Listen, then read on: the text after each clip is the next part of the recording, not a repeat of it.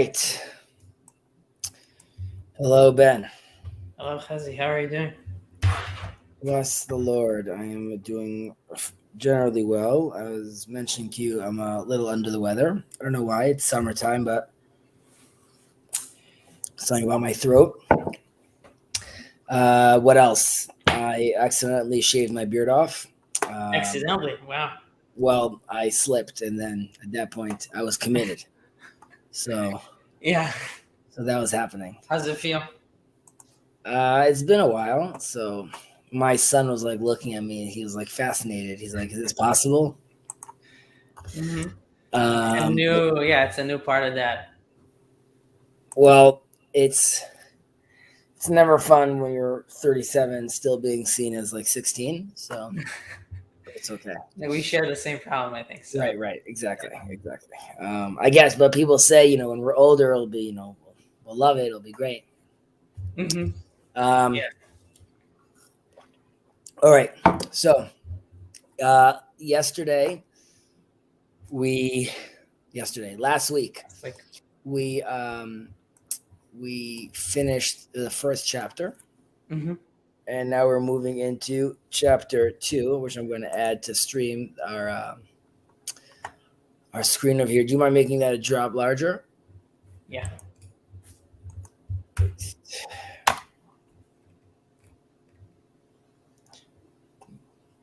Yes, Andrew. I shaved. All right. By the way, did you go to this DC conference? No. I did not know. All right. I only go to West Coast conferences. I don't travel east. I see. Excuse me. All right. You'll forgive me if I clear my throat. All good. And Andrew, obviously, you're welcome to join if you'd like. Okay, let's take it away. Chapter 2 of Pirkei Avot. Rabbi Omer, איזו דרך ישרה שיעבור לו האדם. כל שהיא תפארת לעושה ותפארת לו מן האדם. והווי זהיר במצווה קלה כבחמורה, שאין אתה יודע מתן שכרן של... Does it scroll down over there? Sorry. של מצוות, והווי מחשב הפסד מצווה כנגד שכרה, ושכר עבירה כנגד הפסדה, a nice, a long one, והסתכל בשלושה דברים, ואי אתה בא לידי עבירה. דע מה למעלה ממך, אין עין רואה ואוזן שומעת, כל מעשיך בספר נכתבים. Okay, so let's see where we, in our English translation over here, and we'll go through this as we do, generally like section by section. Rabbi said, which is the straight path that man should choose for himself? One, which is an honor to the person adopting it, and on account of which honor occurs to him from others.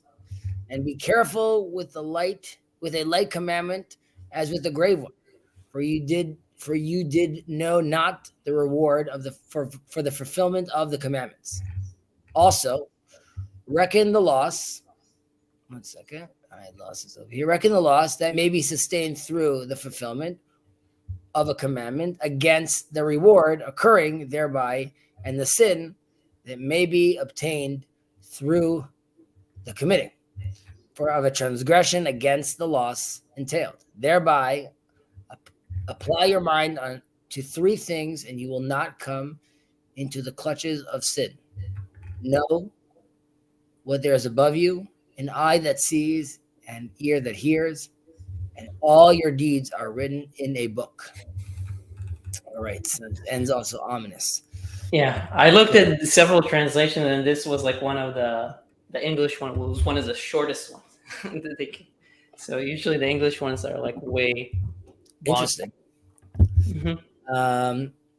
All right, so first of all, who is Rabbi? So we know Rabbi is Rabbi Yehuda Hanasi, right? Judah the prince, and he's the son of Rabbi Gamliel. Remember, we have like 3 different Rabbi Gamliels, but he's the son of Rabbi Gamliel.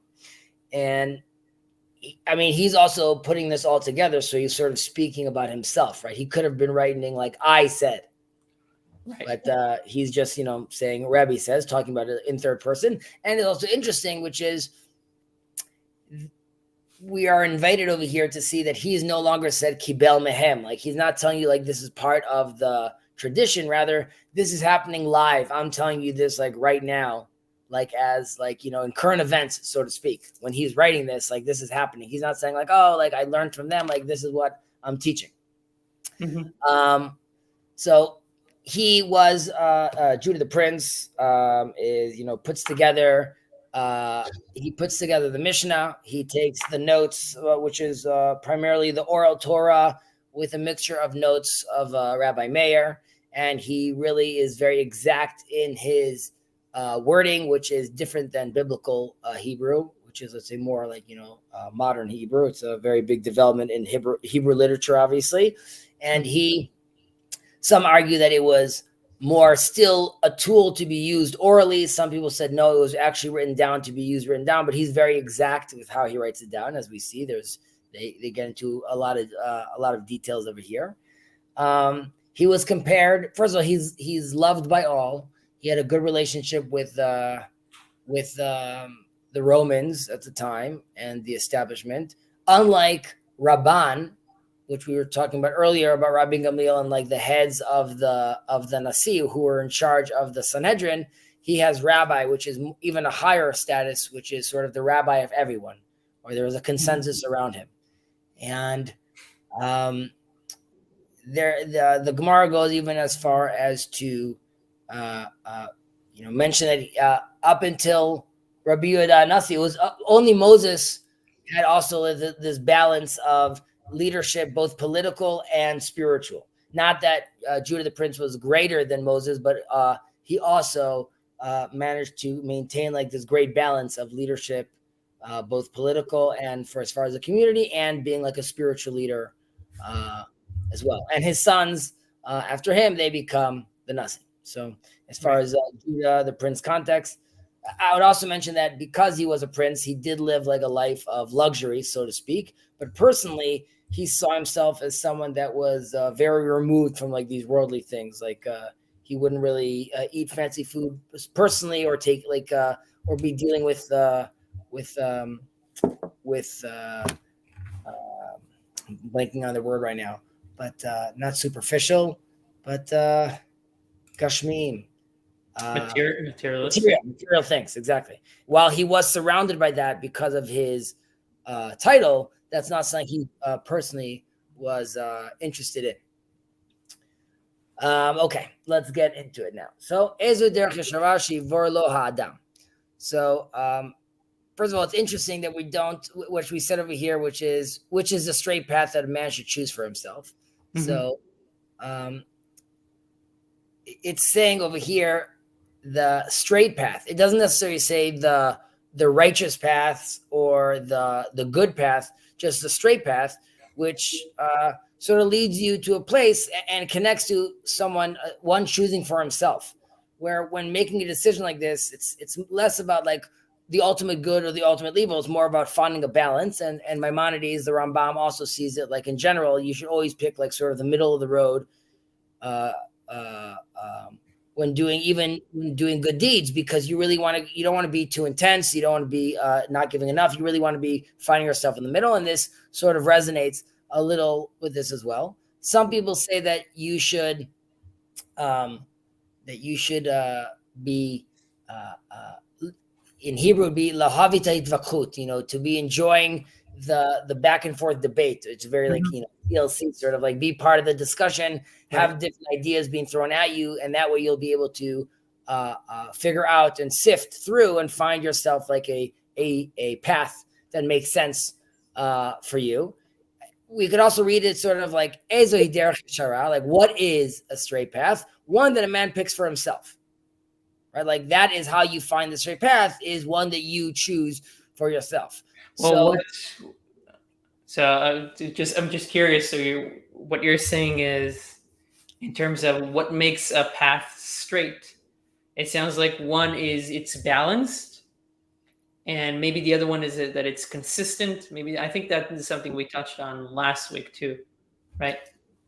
Yes, but what we spoke about last week was more specific about the learning of Torah, and this is more about like a way of life, of sort of how you want to deal with the reality sort of around you, and how you want to be acting as an individual. So you could be like, it's a decision that you're making yourself. But if you're doing so from an educated position, then you've created a balance for yourself, or you're making a decision that is based on a balance. So you're going to decide how to go by weighing out your options. Yep. It also very much relates to, everyone's coming from a different vantage point, but also sort of empowering the individual. Ultimately, I mean, we empower the individual because we tell them, "Ve'ahavta l'recha kamocha," right? Like, just as much as you love yourself and you empowered yourself, that's how you need to see the other. So all this is connected, obviously, to a concept like that, which is we're giving you the choice to make these moves and to make these decisions because we see you as the individual you are. Hopefully, you will see others as those individuals as well. Yeah. All right. So this is the path one chooses for himself. I also think that when, it would be clear to say that, like, you should follow the path of the mitzvot, but like they're not saying that over here. And also they're not saying the path of, let's say, the righteous, because that is sort of like a prerequisite we were discussing earlier, that obviously you need to be doing those kind of things. This is just generally speaking, how you should go about like making your decisions. Okay. Then we say, Kol shi tiferet lo oseh v'tiferet lo min hadam. Okay, one which is an honor to the person adopting it, and on account of which honor occurs to him from others. Okay, so there's two different like ways you could get like this honor, this tiferet. Well, there's actions that are sort of approved by society, right? So I'm doing a good deed. It doesn't really matter whether or not, like, I think, like, what's happening in my heart. Am I really pro helping this old woman or not? It's the way it's seen by the people is altruistic, and I'm helping people out. And then there's actions that I take for myself. Well, there's tiferet lo oseh, right? So there's people that are the ones that are actually doing it are benefiting from it and find value out of it. And then there's tiferet, one that gets honor from lo min adam, people noticing and seeing you do it. They also find glory in this. And this is also sort of creating like a balance, both internal pressure and external pressure. So you should be weighing yourself based on like you yourself want to be doing good deeds, that you yourself feel honorable about them. And you should be checking yourself constantly, engaging yourself with your surroundings. Like, Jordan Peterson talks a lot about Piaget, the famous child psychologist, but he himself, Jordan Peterson, talks about this, when he plays rough and tumble with the kids, or like, you want to raise your kids that other adults like them, so they're not going to give them like a fake smile. That's sort of like the world is sort of adjusting you based on that. And the Torah here is mentioning to you that you should be aware of that gauge. If like everyone's telling you that you stink, or everyone's telling you something, then there must be something there. However, you also are looking for glories that you're getting from within, or things that you find honorable personally, because you can't only be going based on what the public think of you. Right. So you have to have this balance, so to speak. Right. And on top of that, the additional, because I saw commentary also talking about how here specifically, like you just said, it's what did you ask me something? No, I was going to say, what did the commentary say? I'm interested. That kind of like what you said, that it emphasizes, Rabbi emphasizes the fact here that do what seems good to you and seems good for society, which seems to totally forget the fact that we have the Torah, or omit the fact that we have a Torah, which is supposed to also be the blueprint for life. So it's kind of like what you kind of mentioned in terms of like you have those. So I don't know if we can see those as three elements, or really, I mean, these things are feeding into each other, obviously. But it's interesting how that's kind of like the emphasis here, particularly in this one, even though it goes into specific mitzvot and things like that. Well, exactly. So I think, as we were talking about earlier, this is still talking about the straight path and the values I'm doing. And I would believe also a lot of this falls under the rubric of derech eretz, which we're going to touch up on like later, which is just sort of like universal or basic morals of how to act around the world. And in that case, you need to be aware of the world that's outside, let's say, your 4 cubics of halacha or of, let's say, your specific community or religion. You have to see how the world, olam kemino gonoheg, right? We have to see what people are doing out there. And even in later developments in halacha, there is definitely a recognition from the rabbis that there could be bottom up, emergent sort of halachot or demands or wants from the community that need to be met with sort of Torah, and then sort of sanctified or approve of such an action, even at times where it would seemingly be going against what we originally thought. But there is like a part to see like what the world is doing around you and see how that could also shape and move the whole community, and specifically a person, obviously, like as an individual as well. All right. Kol shi tifred lo sev tifred lo min adam. V'havei zahir b'mitzvah kala kebechamura. So, and be careful with a light commandment as with a grave one. So what are we saying over here? So this is like, unlike general actions that we were just talking about earlier, right? This even puts it more into context. The general things we were saying, okay, you could be a little more loosey-goosey, be doing it based on the beat of your own drum, and you got to choose your path. You got to create like a balance. When it comes to the mitzvah, when it comes to the commandments, don't be messing around. There, we were talking about earlier, there's a path. You should know what you're doing. And more than that, don't, first of all, yes, you need to be very careful. And it's telling us later, exactly following after this, because ein ata yodea matan scharan shel mitzvot. Okay, because we don't know the value of the actual mitzvahs and the reward we're supposed to get for these mitzvahs, and you're going to end up creating like this false dichotomy or equivalence, and you're going to start trying to make these calculations of what a bad deed gives me and what a good deed gives me. And when it's saying kala kebachamura, like you might be thinking that there is a very small transgression, so I'm only going to lose on it like 5 points. But that's not exactly how it works as far as like that point system. You might be like, oh, but I did like this great, there's a joke that before Yom Kippur, the Day of Atonement, so we say that everyone is on this balance in front of God, on this weight, on this scale. And we're all see ourselves as sort of like in the middle of the road. We could go either way. And like the weeks leading up to the Day of Atonement are weeks that you should be doing a lot of like, you should be repenting, a lot of repentance, right? So there was like a joke about like, don't waste your time trying to repent, right? Just do a lot of good deeds instead. And like, you'll create like a balance because like it goes by a point system, right? So they're saying you'll be like, don't be calculating that way. 1 second. I'm just gonna confirm over here that we didn't get any comments. No, it's a slow roll today. Which is fine, no judgment. Okay. Then you're going to start making these bad calculations, and you don't know the sachar of the mitzvot. So what does this mean? How do we end up trying to figure out this calculation? Because earlier we were saying that you shouldn't be doing, in the earlier mitzvahs, Mishnayot, we said you shouldn't be doing good deeds in order to gain a reward.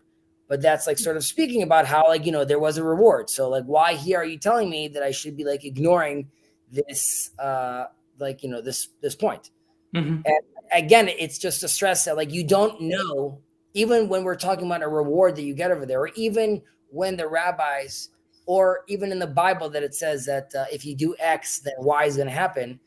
That still doesn't mean what is happening like on an ultimate level, on as far as like God's plan of how this is, what's the butterfly effect from your deed, right? So the system is way too complex for you to understand the implications of any one thing that you do.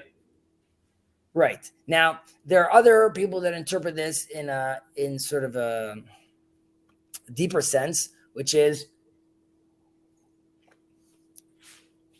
let's just scroll up for a second. I want to make sure I'm reading this correctly. right? So like this loss of a mitzvah. So what is this loss that I get from like doing like a good deed? You would think that'd be like, well, generally speaking, it'd be that I could do good deeds in my life and I don't see any of the fruits from that. I don't see any reward in this world, but right, don't be disheartened by that, because your reward is going to come in the world to come, and vice versa. I could be looking at bad deeds and saying like, oh, but like it looks like it worked out fine for this guy, but really in the world to come, he has a devastating future awaiting him. However, there's another sense of here, which is there's a certain loss, and we mentioned this earlier on, there's a certain loss when I'm commanded to do so. I lose a certain sense of my freedom doing that.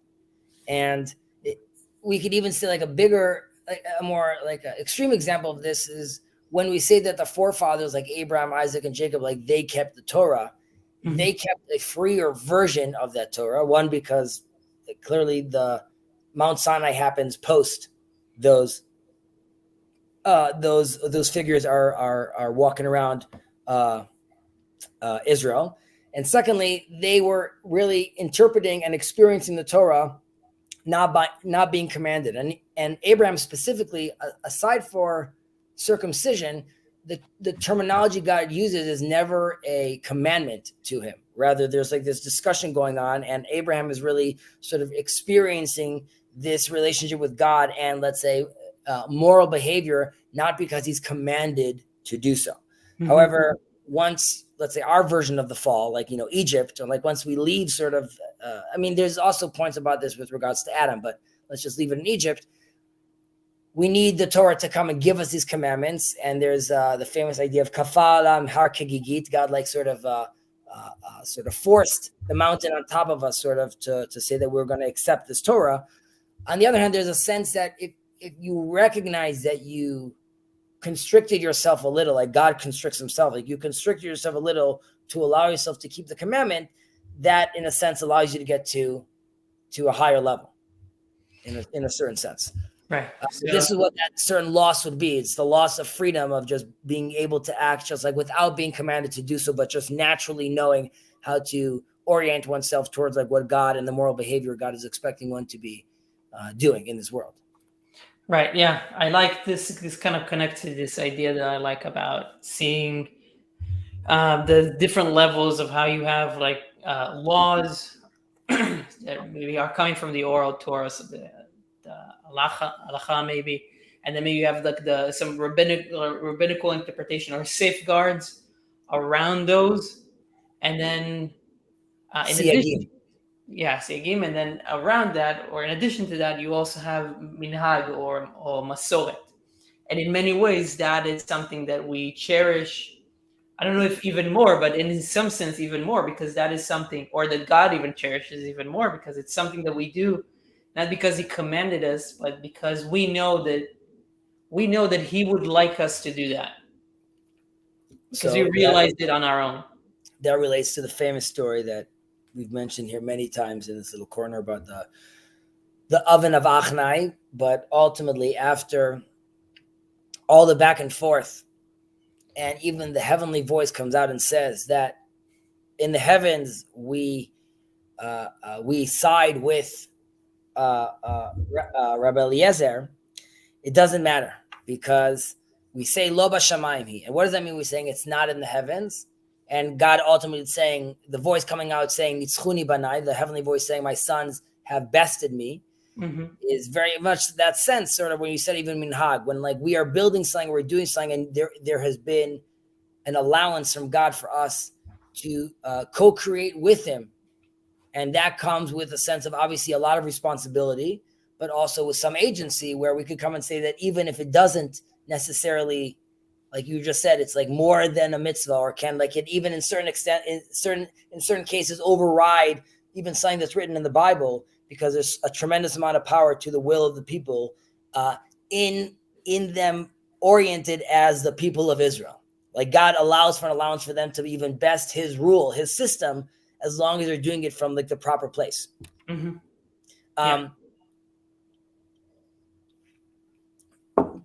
Right. So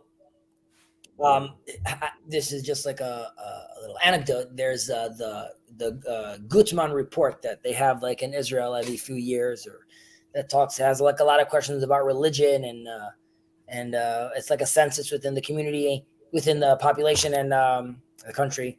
And I think like a majority of people, which includes like religious people, don't want the rabbinate in Israel, the religious council, to be involved with marriages, right? It's like they want the separation with church and state. They want to have civil marriage on the books. However, in the same report, the majority of Jews want to get married through a religious institution. They just don't want to be forced to do so. So this goes back to what I was saying, sort of like to Abraham, where it's been like, I'm being freed to make this choice of being part of, like, this is my religious culture and this is what I want to be doing, not because a man is telling me you need to do this.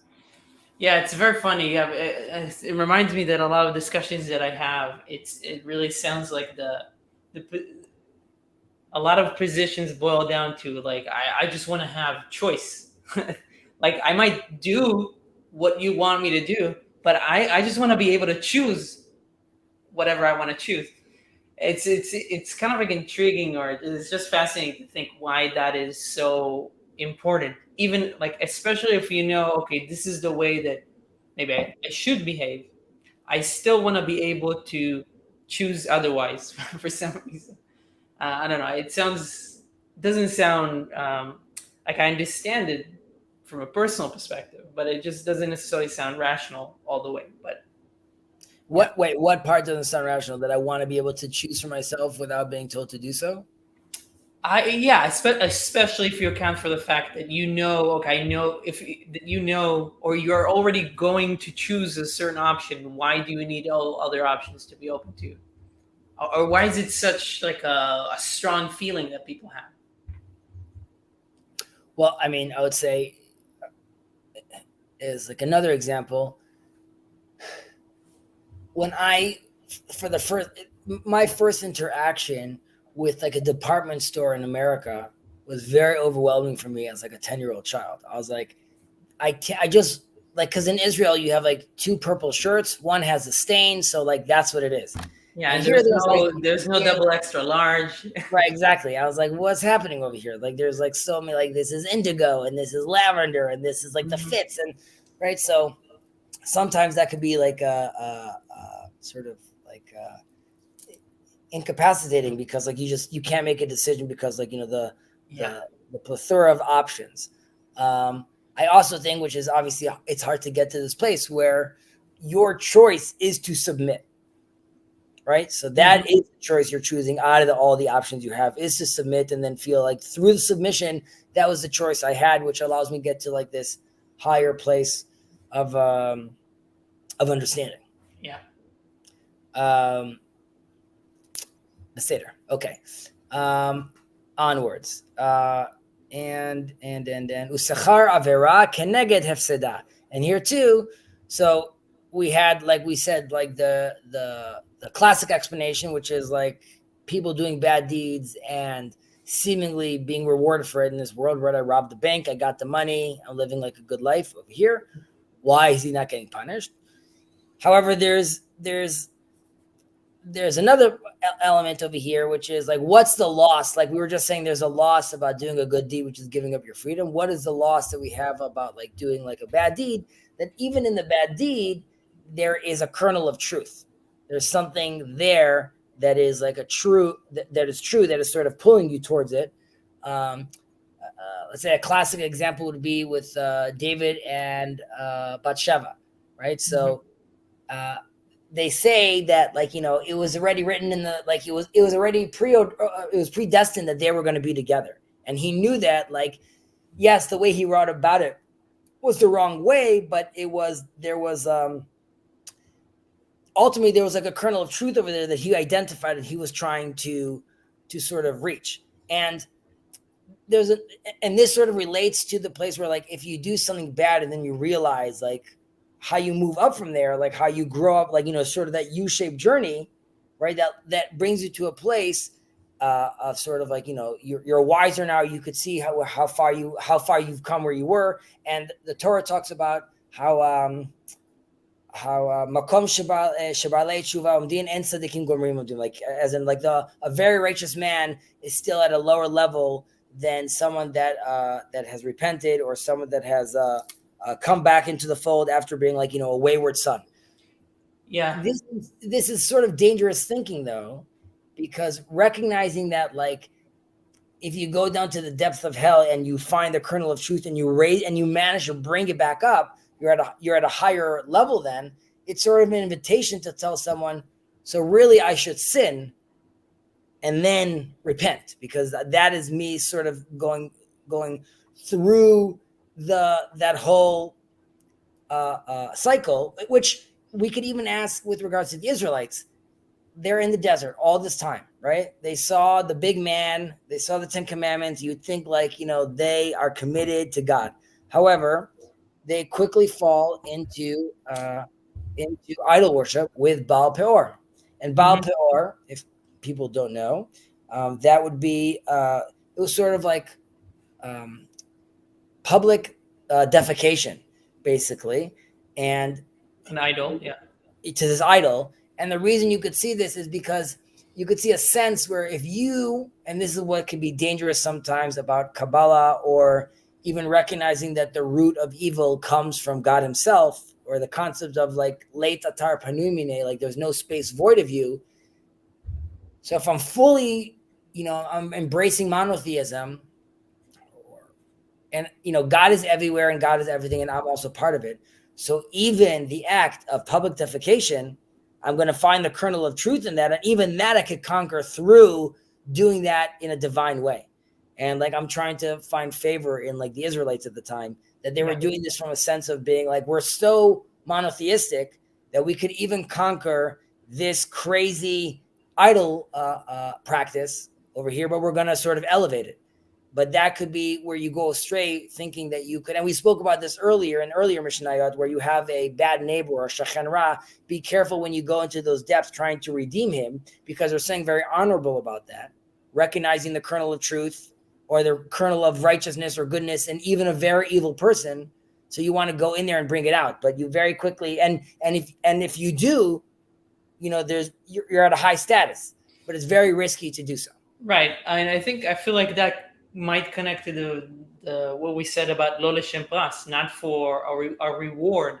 So there's something about the intentionality of like why, the reason for why you're doing something. If it's for you to get rewarded after the fact, that might not be the best way to go into something. And then it kind of connects to this idea, I feel like, where you think mythical stories. I think Jordan Peterson mentions it with the Egyptian myth about when you go down. I'm not sure which character, but when you go down into the belly of the whale, or you go to the underworld, you might fight the evil spirits under there, but you might lose an eye in the process. So it's beyond. Like Horus loses one of his eyes. Right. So that's the real risk of all of that, and then you might not return the same person. Like, you don't know what is going to happen to you as you go through that process. Correct. You don't know what you're going to lose. Mm-hmm. Agreed.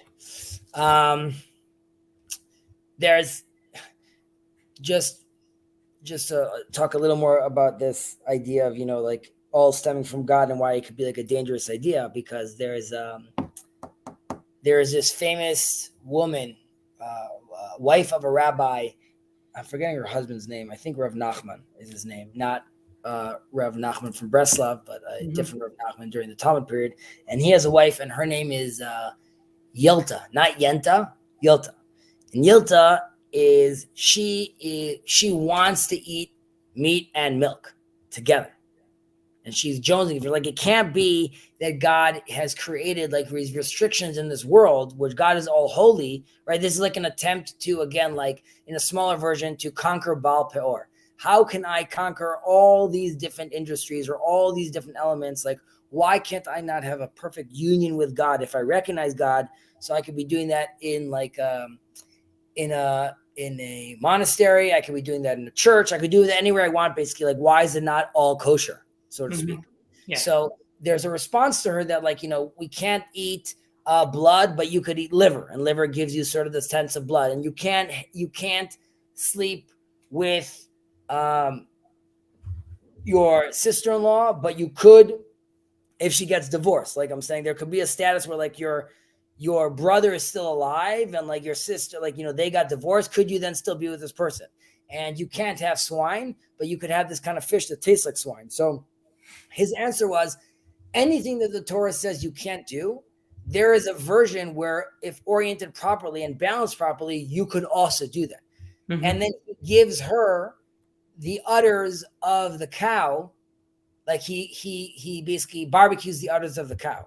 And to her, he says, this is the kosher version of meat and milk, because I took like the udders that like create the milk and I barbecued for you, like, it's the meat that you're eating. And this is how you could do a kosher balance of that.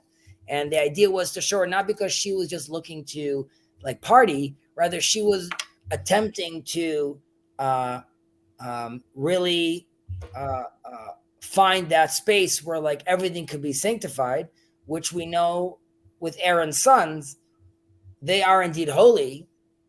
But, and there are even rabbis there are even interpretations that they're at a higher level than Moses and Aaron. But when you're at a higher level than Moses and Aaron, then it's game over. You have nothing to do in this land. You just go to a fire and you go back up to the sky.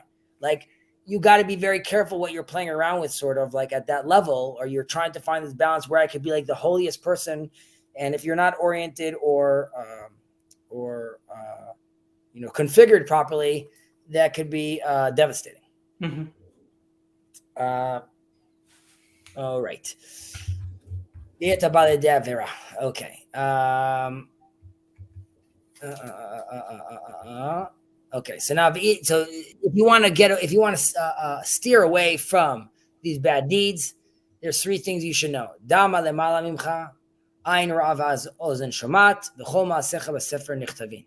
Right? That you should know that, what's above you, meaning God. Everything is seen and everything is heard by God, so to speak. Mm-hmm. Sort of like the pshat understanding of this. All the things you do are written in the book. So again, like dama lemala mimcha. This is interesting because they could just say dama lemala, know what's above, and what's above is God. Yeah. But the fact that they're bringing in you, again, this would be like more of like a Kabbalistic understanding, but like all your actions, they are what's determining. They are creating that butterfly effect. So know that what's above you, like the actions you're doing over here, are also creating like a print in the actions that are in heaven.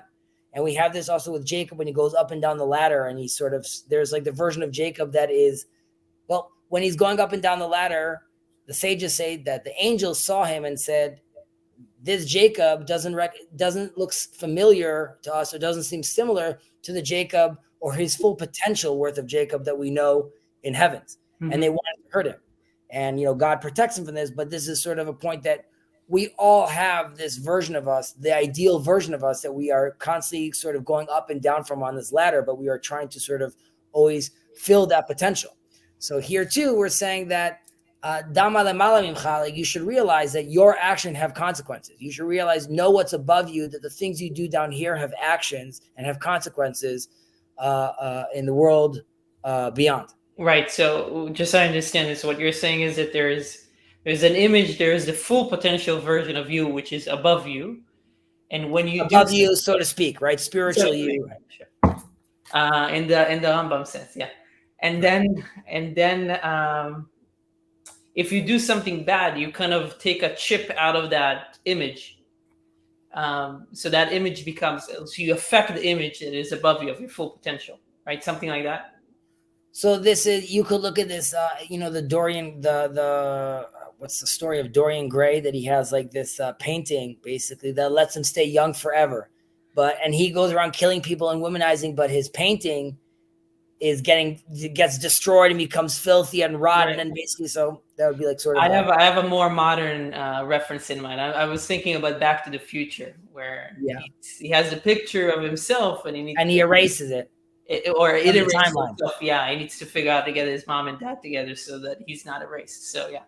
Right. Really, this Mishnah is talking about like the string theory and the multiverse. Mm-hmm. And we're going to address that. That's really what's going on up here. But that is a good example. Okay, so that's another interpretation of da malamalim b'cha. And ayin ra'ah ve'ozen shomat. So like we said, we could be looking at this as God is watching over everything and seeing everything, to more of a split, which is ayin ra'ah ve'ozen shomat.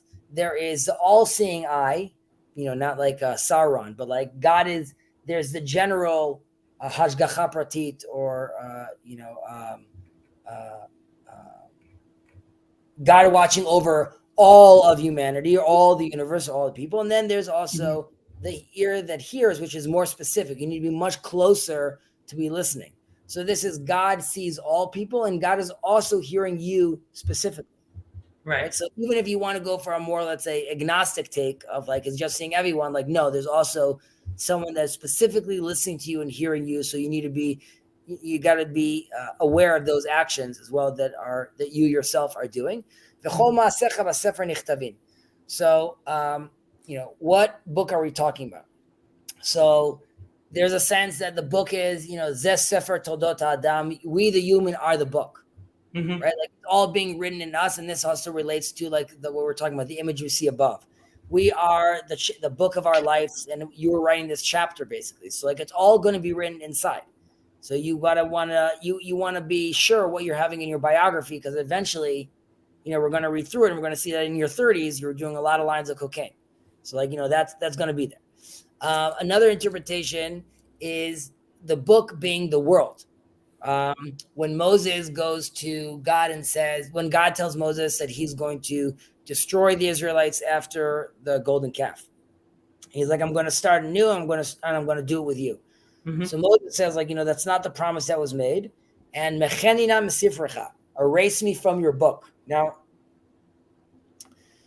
there's different interpretations. It could go towards a more like biblical criticism interpretation that this is, well, you could say this is the book that Moses is writing. Is this Numbers? Is this the last? We could go from literally speaking, or to Moses saying, erase me from this world, from this book that you God are writing. If right now as far as you and I are concerned, this interaction that we're having right now is a chapter in the book of our life, right? So Moses is saying, erase me from that book. I'm not interested in being in this world anymore, if that's going to be the case. So this too, when the deeds are written in the book, they are being seen, they're being written down in this world, which relates back to the eye that hears, the ear that hears, and the eyes that sees. You're living in this world. We just told you recently that you have to be careful of your deeds and your actions, and talking to your neighbor's wife and being careful of a bad neighbor. People could see you. People could hear you. These things are being written down, and for all intents and purposes, it's going to be like things are written in the book. The internet doesn't forget. Right? Like you could be canceled 10 years down the line because it's all written down right now. And you can't erase. I mean, I don't know. Maybe there are ways to like erase like your search history, but you can't erase the history at this point. Yeah, it's interesting to think about it from that perspective. Because the question is how good or bad is that? Like, you can have a claim that like these things should not be permanent, or to allow for some kind of like some kind of forgetfulness, or some measure of forgetfulness might be useful. So I don't know, like saying all the deeds are written in a book might seem a little extreme. Like, really, I need to account for every single thing? Well, that relates to hizaru b'divrachen. Be very careful with what you speak, with what you say and your words. And like this goes all the way back to being very specific on how you're even being understood. So the attitude is yes, you should be,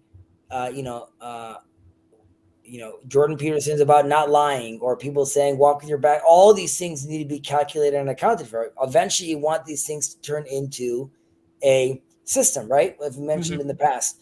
The prophets realized it doesn't work. Giving people like these philosophical truths and like they need a system, right? So we create this iOS system called Judaism, which gives you which shoe you tie and which thing you bring, just to constantly make sure you're in this mindset. Which let's roll over to the next Mishnah. We'll see if they keep on hammering in this as well.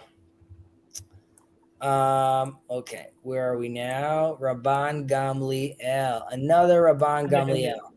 We love these guys; they're all over the place. Okay, Rabban Gamliel bno shel Rabbi Yehuda Hanasi אומר, יפה תלמוד תורה עם דרך ארץ, שיגיעת שניהם משכחת עוון. וכל תורה שאינה עימה מלאכה, סופה בטלה וגוררת עוון. וכל המילים עם הציבור יהיו המילים עמם לשם שמיים, שזכות אבותם מסתייעתן וצדקתם עומדת לעד. ואתם, מעלה אני עליכם שכר הרבה כאילו עשיתם. So let's do this English translation. As I'm reading this, I see this also going to be very apropos to where we are politically, unfortunately. Ramban Gamliel, the son of Rabbi Judah Hanasi, said, excellent is the study of Torah when combined with worldly occupation. Okay, so they just decided over here that Derech Eretz means worldly occupation, okay? Yeah. For toil in them both keeps sin out of one's mind, but the study of the Torah, which is not combined with the worldly occupation, in the end comes to be neglected and becomes the cause of sin. And all who labor with the community should labor with them for the sake of heaven, for their merit of their forefathers sustains them, the community, and there the forefathers' righteousness endures forever. And as for you, God in such a case says, I credit you with a rich reward as if you yourselves had actually accomplished it all. Okay, very, very, very nice. So let's break this down.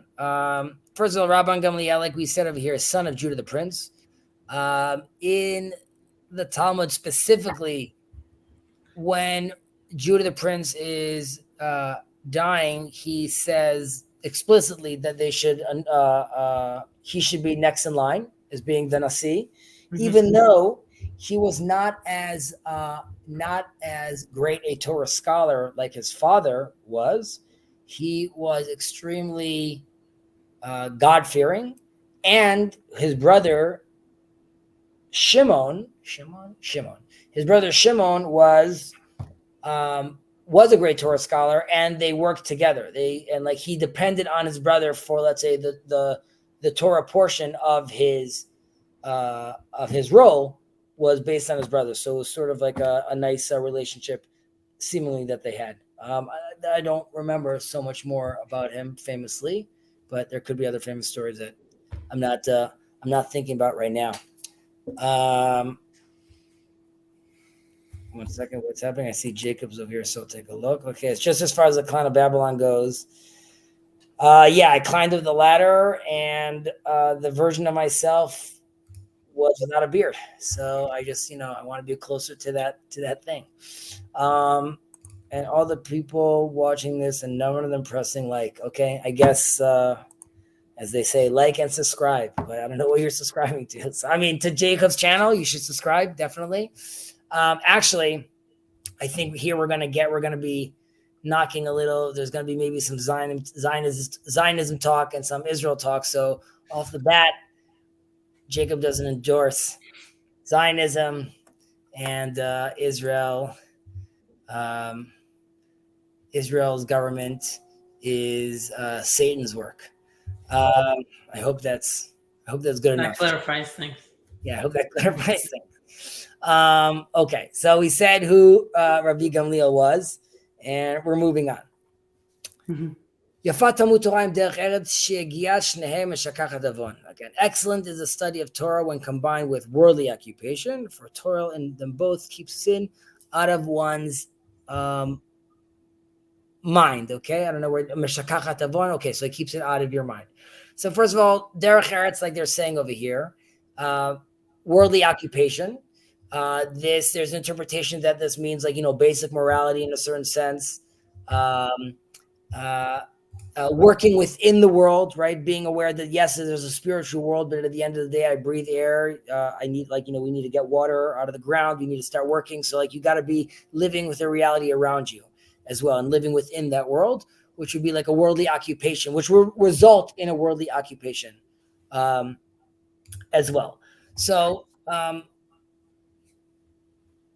it's also interesting if you were just looking at the way usually the order traditionally is derech eretz, right, worldly occupation, or let's say basic morals, the mitzvot, the commandments, and above them is Talmud Torah, right? We've said earlier that Talmud Torah is like outweighs them all, basically, of like whether you're doing good deeds and things like that. Like Torah is on a we put it on the pedestal, but here Rabbi Gamliel is coming and saying, no, I'm going to take the basic level, which is the morals, and I want to elevate it all the way up to be side by side together with what we said is the highest, which is the Talmud Torah, which is really like, in a certain sense, it's saying like, yes, of course, you must keep the commandments.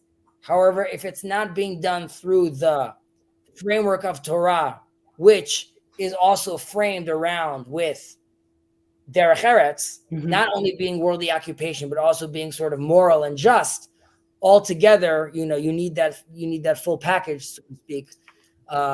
And that is considered yafeh, which means like pretty, but usually that translation here means it's effective. As in when you do two of these together, it bears fruit. It shows that it's an effective method to get the message across and the things you want done properly. Right. I find it interesting that it also says like the yigia, and I guess here it says toil, so that fits, because yigia or toil is like, it's a major occupation, or it's like really, it's not like just dealing with it or doing it it connotes something more with like more weighty, right? Yigia is like something that you sweat over. It sounds I mean, specifically when it says for toil in them both keep sin out of one's mind, I think it's giving like a very practical and estimation of what the result of doing toiling in Torah study and toiling in a worldly occupation is going to just have you too busy to be thinking about other things. You don't have time to be dealing with sin or gambling or, getting addicted to, pick your vice, basically, because you're too focused doing this nonstop, basically. And again, this is layered on top of all the things we said earlier, that you got to find a rabbi and you got to learn and you got to make the time for the learning. And it has to be like part of your day and not just a hobby, right? So there's already all that stress on like how to learn Torah properly. And they're saying, obviously, that whole intense method of learning Torah, of course, needs to be packaged within this worldly occupation that you're doing, which also you got to be doing full steam ahead, nonstop, wanting to elevate and do great in that industry as well. So I have a simple question. Both of these things. Now, because the whole Torah she'eni ma melacha sofa betela vegoreret avon, right? But the study of Torah, which is not combined with the worldly occupation, right? Whether that is learning Torah in a moral sense also, as in, am I just learning, but when I walk across the street, am I not paying attention to the poor, to the hungry, to the sick? Or learning Torah and at the same time not having an occupation and a job and sort of participating in society, so to speak, and also doing so morally. But both of those are actually options of like interpreting these things. But either way, it ends up coming to be neglected and becomes a cause for sin. So here too, because it's just not a sustainable framework. And unfortunately, we see this very practically playing out like in Israel right now, which is if it's only studying and there's no working, then you don't have a system it's not self-sustaining. And yes, there were over the generations, there were very successful Jews that managed to take their funds and sort of divvy it out and spread it out and have a few more generations sort of live off that. But ultimately, that's breaking. And if there's a demand from the rest of society to be sort of floating the bill, this creates a very big tension. And I should mention that historically speaking, this has never been the case. That foots the bill. Rabbi Yeshua was a blacksmith. I mean, they come to him and they say, I believe it's Rabbi Yeshua, come give us your ruling. And he says, if you have someone to take my place being the blacksmith, I'll give you a ruling. But like, I'm working right now. These are working hours. And Maimonides, by the way, talks about this because he comes out very hard against this, also about like, you can't get paid for teaching Torah. But he makes it very clear. I think it's worthwhile reading for a second, just in this context. 1 second. Sorry, Maimonides, Torah. Okay, well, actually, I didn't open up its fire. I opened it up over here in something else. I'll just do a loose translation. Anyone, this is Maimonides saying, anyone that sets his heart on the study of Torah and doesn't, 1 second, let's put the screen up. There you go. And doesn't want to choose a life of occupation and is only being sustained by charity. He is desecrating God's name. Torah, and he is it's an affront to the Torah. The kiba ma'ordat, and he has turned off the great light of the religion. The garam ra'a le'atzmo, and he's causing himself damage. Venatal chayav min ha'olam haba, and he is extinguishing his merits in the world to come. You can't just like enjoy Torah study in this world in the sense that like I'm not working, I'm just sitting and learning all day and I don't have to be worried about anything else. Like you're just, I'm just sitting and learning Torah all day and I don't have a care in the world. That's a very big affront to Maimonides. As you can see, he's coming about this he's being very intense about this. And then he keeps on saying that the sages say that you can't make it your graveyard and you can't just make it your crown to just be gaining attention out of it as well. And it says, as we've mentioned in our Pirkei Avot as well, like Ehovet HaMelacha Usnet HaRabbanut, right? Mm-hmm. Okay. Maimonides is very, very intense about this. That there really is no place for the society to be funding this. And he mentions, not in what I read, but we shouldn't think that in the times of the sages, people weren't righteous and people weren't giving charity. Just the rabbis did not expect it, nor did they ask for it. There were always very, very poor people that got help. There were very rich people. There were very rich rabbis and there were very poor rabbis. And they spoke with each other and ate with each other, but there wasn't this sense of like, oh, well, I'm just going to pay for all of you and that's fine. And I'll end on this rant just politically, specifically. There's a sense that there's more Torah than ever before today. Right? We have all these people learning. So like big deal. So there's 50,000, there's 60,000 ultra-Orthodox youth in Israel that are not joining the army. Big deal. Mm-hmm. The question is, out of all this Torah learning we have out there today, how much of it is real Torah? Like how much of it do they even understand what they're saying? Or how deep are they going into their learning? And perhaps we would be better off. Obviously, there should always be Torah learning, but perhaps we should be better off by having the prodigies themselves be put aside and the rest of the people continue with what seemingly we are reading over here in our text of creating this balance of working and learning. And Maimonides himself, right? He gave himself 34 years, so to speak, of deep study and learning, and then he went and got a job. Yeah, I saw Rabbi, I think it was Rabbi Breidowitz that was talking about this trade-off. It used to be that yeshivas were really for the elite. So you would only have very, very intelligent, very smart people go into the yeshivas, and the yeshivas were was at a certain level. But now, well, there are way more people coming to yeshivas and they are at different levels.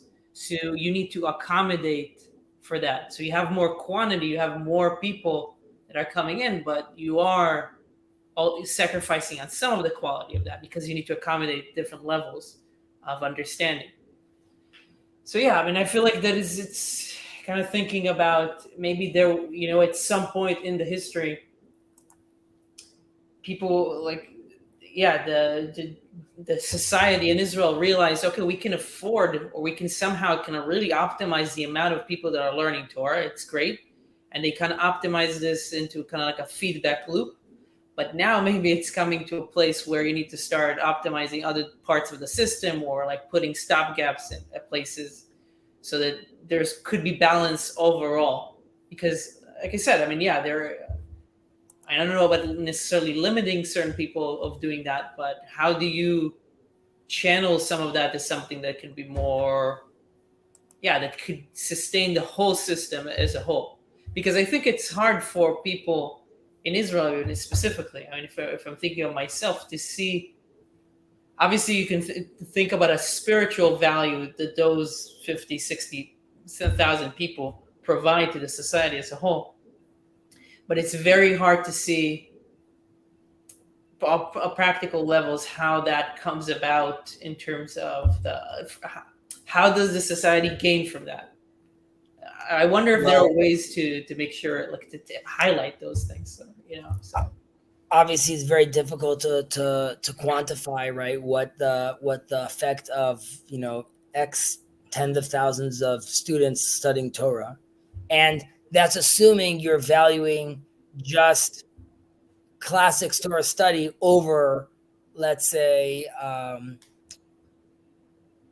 right, like me building someone's house, right, like creating a kosher kitchen, building a house that's going to make sense for them, to allow them, building porches to allow them to build their sukkot.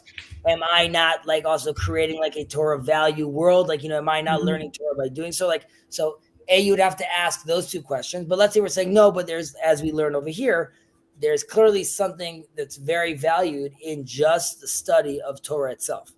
So then you would have to ask, okay, I'll give you that. Is what they're doing real Torah study itself?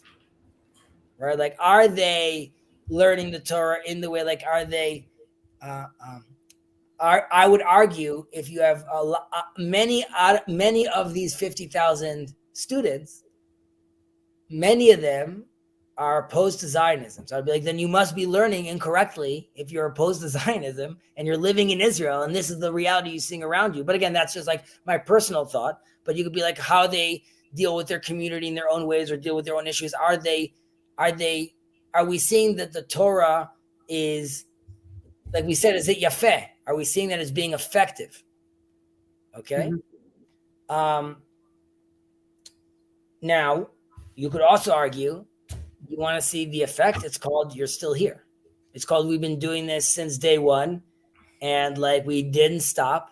And more than that, like, quote unquote, secular Zionism and pluralism and liberalism, you guys came, we were here. We never left. We were always learning. Sometimes it was a minority, sometimes it was this bigger minority, but we were always here, right? Keeping the flame alive, doing the thing. And that's the name of, that's the language you use and the country you're in.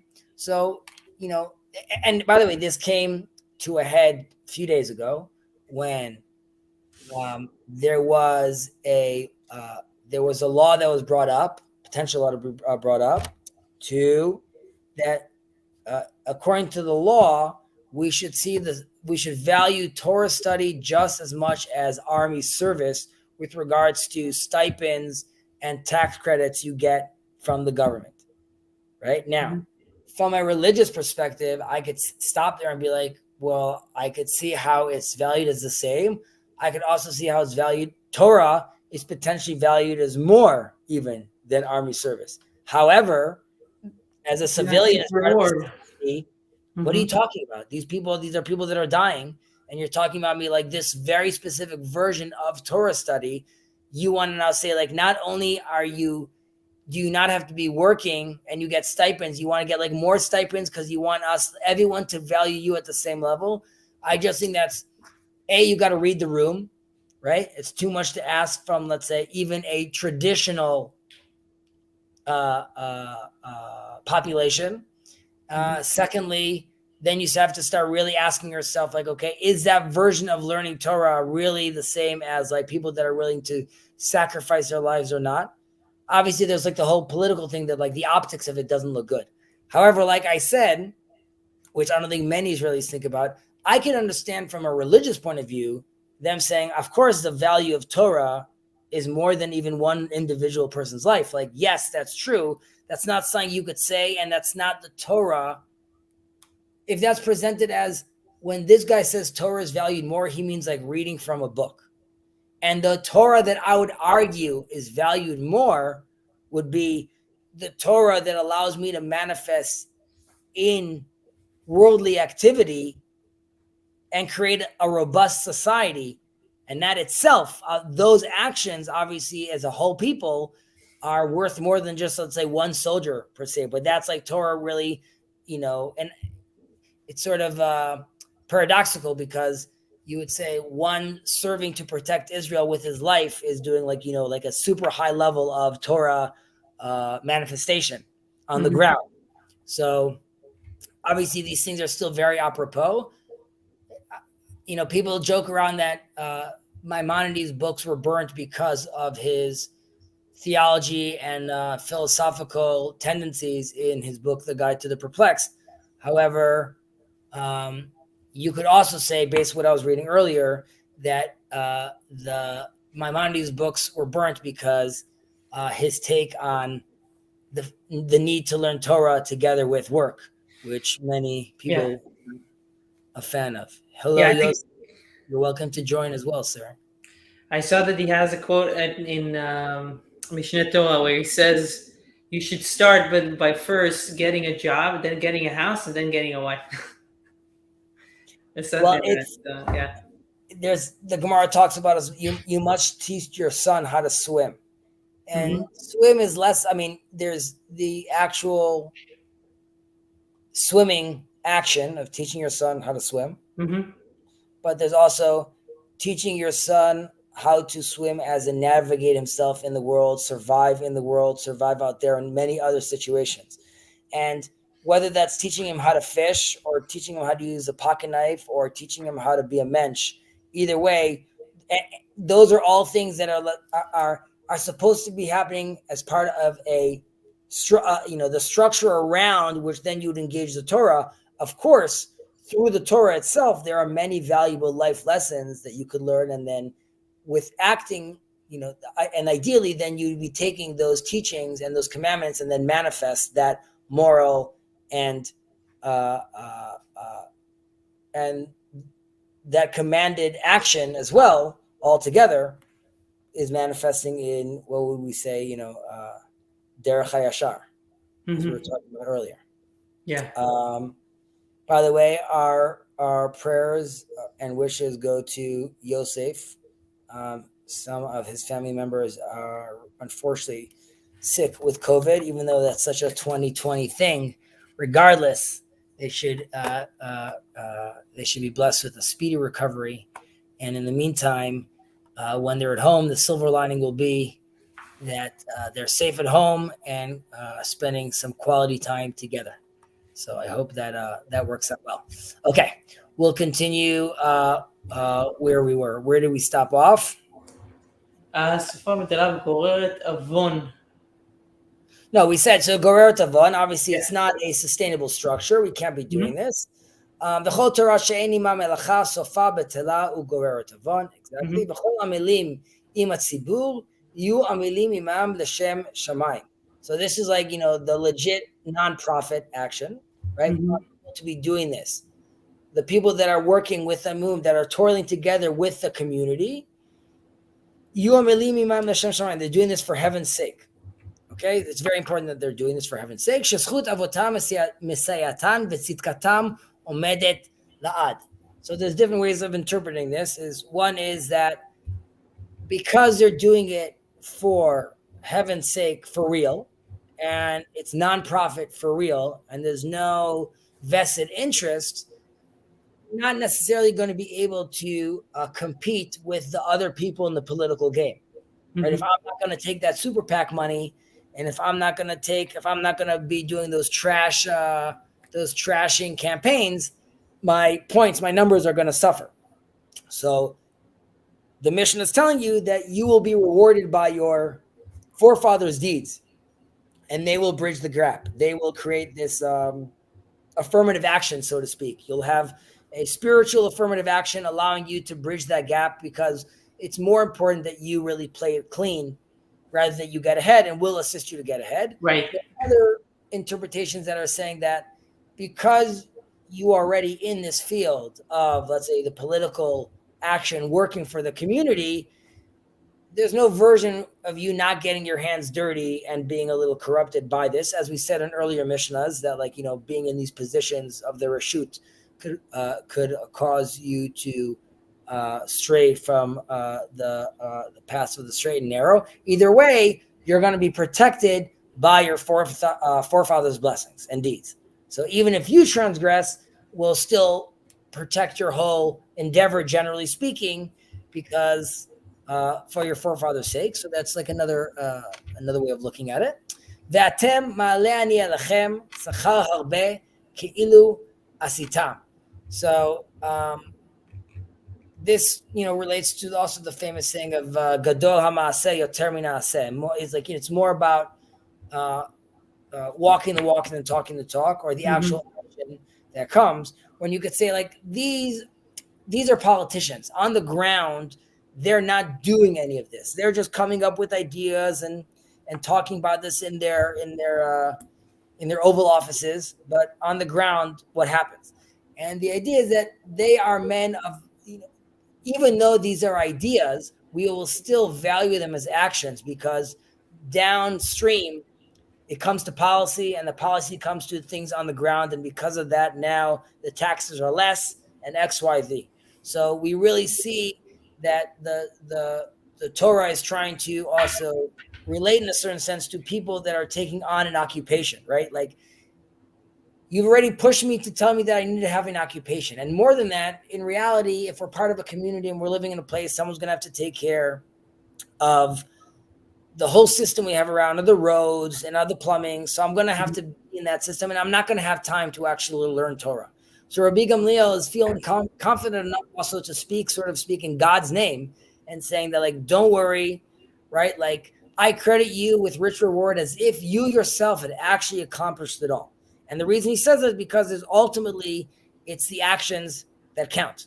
Gadol ha'maaseh, right? Because we need to see on the ground, you created policy X. So maybe you got a few cigars on the side, and maybe they brought your wife champagne. But at the end of the day, did you create XYZ? Did you allow for there to be less suffering? And if so, we will count that as if you yourself have accomplished this. I feel there might have been a political message in there, but Right. I'll wait. All you need to do is create the English words. Okay, but interesting. Yeah, I mean, so this is kind of like this is the balance that we spoke about, I think, last time as well, in terms of the importance of the melacha, the importance of the action, but that it needs to be on the foundation of a solid foundation of learning, right? So us even learning this allows us to do the things that to orient our actions or to orient our behavior in the right way, right? That goes all the way back to that needs to be. That goes all the way back to what we said right now in the first Mishnah, which is Yeshru Derech, right? Like, how does a man do that? A man chooses for himself. And we said that there's interpretations that selecting your path is coming from a place of, one who likes to, loves to litvakach, or wants to be in the debate, or wants to hear the different opinions, which would then allow him to gain that information and be able to then construct for himself a proper path forward. Mm-hmm. All right. Let's move on to, I'm just going to invite people again if someone wants to join. Sorry, where do I do that over here again? Here we go. So if anyone wants to join, you are welcome to join. And here is the link. All right, we are in Mishnah Gimel.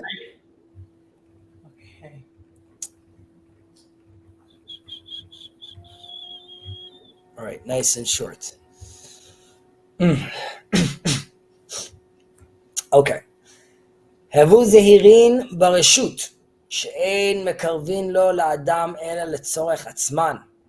נראים כאוהבין בשעת הנאתן, ואין עומדין לו לאדם בשעת דחקו. Be careful in your dealings with the ruling authorities, for they do not befriend a person except for their own needs. They seem like friends when it is to their own interests, but they do not stand by a man in their hour of distress. So it's, this is very, very, very true. So we've mentioned this earlier also. Lo lehitva'ed larashut. In Pirkei Avot, we said this. And also be very careful with your dealings with the authorities. Obviously, the translation is sort of is right on the money over here. Because, well, first, there's another interpretation, which is Zehirun Barashut, which is if you take a position of political authority and power, be careful that you recognize where you come from and you're representing your voters and you're not getting lost within the system of the reshut. Okay. Secondly, there's another interpretation over here, which is reshut, meaning the reshut that God allows for the evil inclination, for the Yetzer Hara. And you need to be careful of it because it sort of brings you close, seemingly, but for its own intention and its own needs, and it seems like it's your friend, but when you're left in the middle stuck, it's nowhere to be found, right? So that's like another interpretation. But generally, it's like we were saying that the authorities, as we know today, and as we could see with this UAP and UFOs hearings, that they have their own interests. There is a deep state, and this is true probably in every country, which is like sort of a built-in entity, like a built-in system that has its own interests and it's self-replicating in its own way. And sure, they don't mind giving you your 15 minutes of fame because ultimately they won't be there in your hour of distress. And more than that, they might end up causing your distress. Just like you're hearing from this guy, and forget the context of it being aliens or not. This guy's trying to give out information, threats to his family, to himself, to people that work with him. And you could also see this, unfortunately, even in the political system here, where we had this horrible scandal with Pegasus technology for spyware that the chief of police over here said that, they barely used it, and now we find out that they were spying on everyone. So the authorities are extremely, extremely sneaky, and we are in a generation which seemingly people forgot this. I like calling it the Walter Cronkite era, where if he told you the news, I guess that's what the news is, and that's what it is. But now we realize that everyone in these positions of power is bending the rules, lying, playing games. I've mentioned this before, that if we had the same level of scrutiny and cameras today, you'd find a picture of Gandhi really eating when he was supposed to be fasting, because we see that. And as the mask is slipping, because you also have a generation that doesn't keep up with the internet and technology with regards to understanding how pervasive and how, using the terminology we used before, an all-seeing eye and an all-hearing ear. It's very hard sort of to hide that. But back then they were aware of it as well. And obviously that has to do with the context of, the Jews dealing with the Romans at the time, or anyone occupying Judea at that time. So they had to be very, very careful. And while they had seemingly good times and good relations with Rabbi Yehuda Nasi, Judah the Prince, and his relationship with the different emperors at the time, there were very, very difficult times as well. And we mentioned in the past of their dealings with Herod and how he basically wiped out the whole Sanhedrin. So I would say this is a clear warning that we need to be careful when dealing with the authorities. I think, if I'm not mistaken, can you scroll down to the next Mishnah? I think it's like a big one. Yeah, yeah. It goes down. So I think we'll stop it here. We'll pick up with chapter 4 next week. Sounds good by me. Sound good? All right. Do you want to cover the last sentences or? Did we not say the last sentence? Sorry. So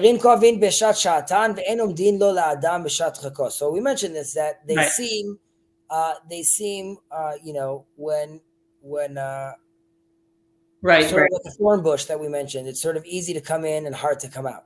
Mhm. They will seem all loving, and you have this with sort of every movie today with like what Hollywood is promising you, but then the agents come and eat you, or they're vultures, they're out for blood. And you could see with any superstar today that ends up falling victim to their own fame, or anyone in the 27 Club. That these are people, and by the way, these are not people that like this is fame and not authorities. But I'm even looking at authorities of people in positions of power that seemingly have your interests but don't, right? Yeah. So I guess maybe my final question, if I can squeeze it in, what's the etymology of like reshut? I was like, how do you is there anything useful to know about that word specifically? reshut, well, it's Reshut. permission to, or the authority to have permission to do something, and ten lecha reshut,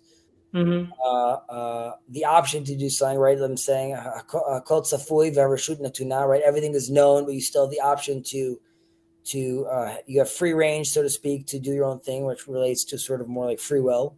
But the reshut harabim, reshut harachid, right? Like your space. So there's different ways it's used. Yeah, for some reason in my mind, there was the image of a reshet, like a web, like a reshut, an authority becomes this complex web of goals and incentives that entangle themselves. So it's very hard to get out of that as well. That's interesting to think about it coming from that context. Reshut. I wonder if it does have to do with if there's any sense of that relates to netting. I don't believe so. But I'm always open to hear. What do we have over here from our boy? If I was a corrupt politician, I would just buy a bunch of pistachio ice cream via room service. The people that are okay. He's ripping on Sarah. It's all good. By the way, just on that note, because we were mentioning this earlier, like, is it good that everything's remembered? Is it good that everything is written down, right? Like, it would be good for people to forget a little. And it's also a question which is like, okay, I also use this as I've mentioned this before as an example, but imagine a movie, okay? And in this movie, it's we'll take like, famous actor Denzel Washington saves the president. He's a master ninja and he does what he needs to do, and he's in the sewers and the Secret Service can help him, and he saves the president. Okay, and the end of the movie, the president says like, and Denzel looks at him and says, I'm making this up, obviously there's no movie like this, but Denzel tells him like, and what about that deal, Mr. President? He's like, I got you covered. And then you cut to the kids and Denzel all flying like on Air Force One. The movie ends and you're like, oh, that's awesome that it worked out. Now, but that's illegal. He can't use the funds of the government to allow someone to fly that. Now you could be like, right, but Denzel helped him like stop the atomic bomb they were going to put out. So like, that's how he's thanking him. And like, as a society, we should just be like, yeah, great, awesome. Like, there wasn't the atom bomb. However, so like this, in focusing like on Israel, I'm using Bibi as an example. There's like the cigars and there's the cigarettes and there's Milchin, and now we found out that Milchin was really doing stuff for the government, and there was times that he was doing things for the Mossad. And then the question is like, okay, like the Abraham Accords is a good thing. at some point, did something illegal happen across the way? As in, did someone meet with someone that he didn't have authority to meet you? Like, I don't know, maybe, but maybe that's how the cookie crumbles. But Mhm. like, there was a certain sense where we didn't see anything, right? The kitchen was completely, in architecture terms, the kitchen was another room, and you didn't want to see the mess. And you came out with the food, and like it's just like amazing. And I don't know how my wife does it. She's a miracle, right? And now you have like the open layout, open kitchen space, and like we're part of the conversation. But now I could see that like, oh, like that's the kind of sugar you're using, or that's like what you're putting inside over there. Mhm. And but don't you like the salad dressing? Yeah, I did, but now that I see it, like I don't know if like we should Yeah. what's it called. So like there's the question if like if you are fully having the light shine on this wound, like it's a little painful also to see it happen. And can we can we handle the fact that there are always games sort of being played underneath, but those games allow the system to move forward. You can be like, no, no, no, it all has to be above board. Mhm. Okay, so I guess there won't be a peace deal with Putin because to make that happen, I had to pay this guy to fly me across the border, and he was supposed to get paid with like illegal money. Where did you get it from?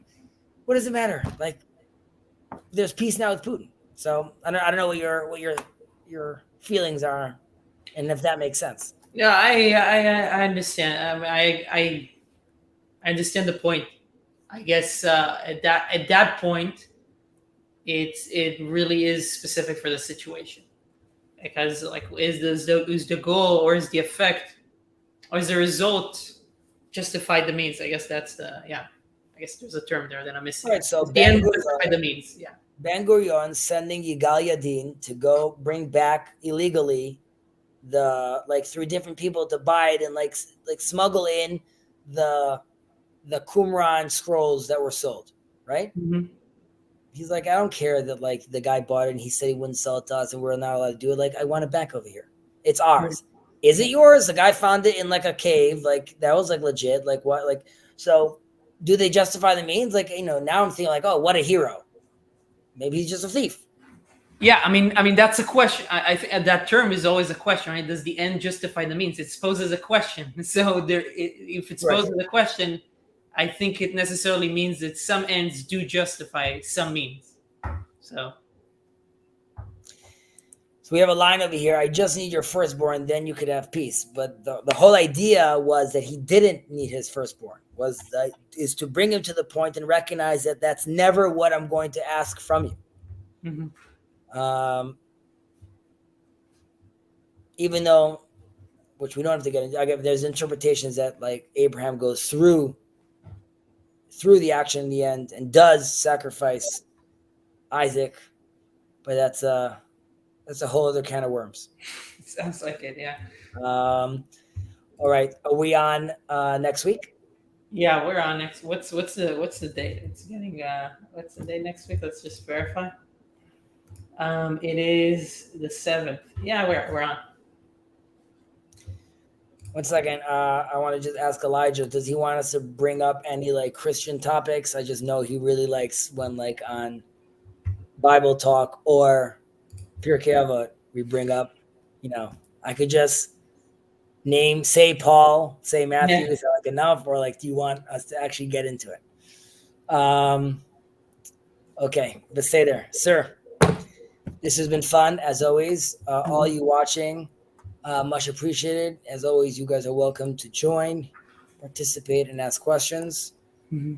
And if at any point to those listening, you want to join and participate live with us, also, of course, that's okay. And if you'd like me to slow down or any other comments, please feel free to share. Shana Tova. תודה רבה. Thank you, everybody.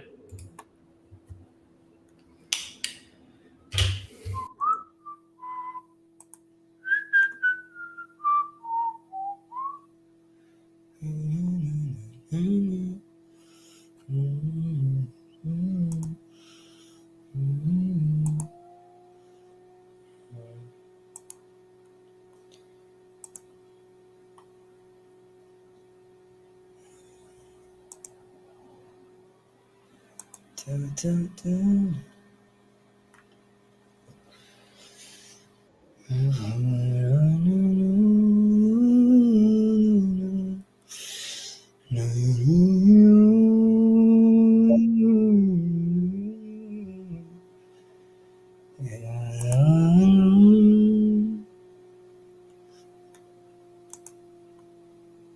I'm still live here.